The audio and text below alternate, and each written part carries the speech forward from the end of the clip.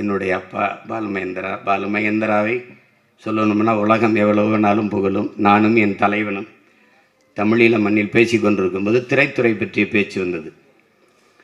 அப்போ அந்த நேரத்தில் போர் தான். ஆனாலும் அந்த தலைவன் அவன் தன்னுடைய இனத்தின் பண்பான கலையை போற்றுவது, கலைஞர்களை போற்றுவது, விருந்து உபசரிப்பது, அதில் சின்ன குறையும் இல்லை. அப்போ நாங்கள் மரண வீட்டிலேயே வந்தாலும் காஃபி குடிப்போம், வந்து தேநீர் கொடுப்போம், குடிச்சிட்டு போகும்போது சாப்பிட்டு போங்கன்னு தான் சொல்லுவோம். சாவுக்கு வந்தவனே சாப்பிட்டு போகணும்னு சொல்ல பரம்பரை நாங்கள். அப்போ அந்த மாதிரி இருக்கும்போது திரைத்துறை பற்றி பேச்சு வரும்போது எல்லா படைப்பாளிகளையும் பேசி வந்தபோது என்னிட்ட கேட்குறாங்க, எல்லாரும் தான் கதை வசனம் எழுதி படம் எடுக்கிறீங்க, ஏன் பாலுமகேந்திரா மாதிரி உங்களால் எடுக்க முடியல அப்படின்னு கேட்குறாங்க.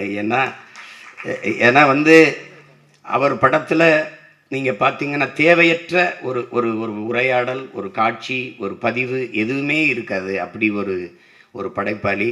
அவர் ரொம்ப பேசிட்டே இருந்தார். அப்போ பக்கத்துலேருந்து எங்கள் அண்ணன் பொட்டம்மான் வந்து, நீ கண்டுக்கதை, அது ஊர் பாசத்தில் புகழ்றாருனா கண்டுக்கதைன்னு சொல்கிறாப்புல.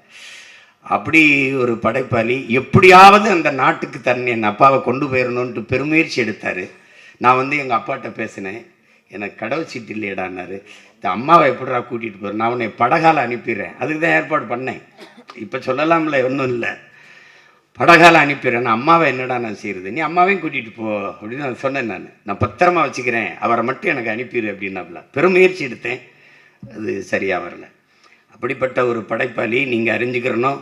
தமிழ் திரை உலகில், இந்த தென்னிந்திய திரை உலகில் தலை சிறந்த படைப்பாளிகள் எடுத்திங்கன்னா பரதன், மணிரத்னம், ஐயா மகேந்திரன், இப்படிப்பட்ட படைப்பாளிகள்லாம் எடுத்திங்கன்னா எல்லா படைப்பாளிகளின் முதல் ஒளிப்பதிவாளர் என்னுடைய அப்பா பாலுமகேந்திரா தான். அவர்கிட்ட இருந்து தான் இவங்க எப்படி உரையாடல் எழுதுவது, எப்படி காட்சி வைப்பது, நகர்த்துவது, எந்த இடத்தில் எப்படி காட்சி நகர்ந்தது எதுவுமே தெரியாது. அதை அவ்வளவு அழகாக அவர்கிட்ட இருந்து கற்றுக்கிட்டாங்க.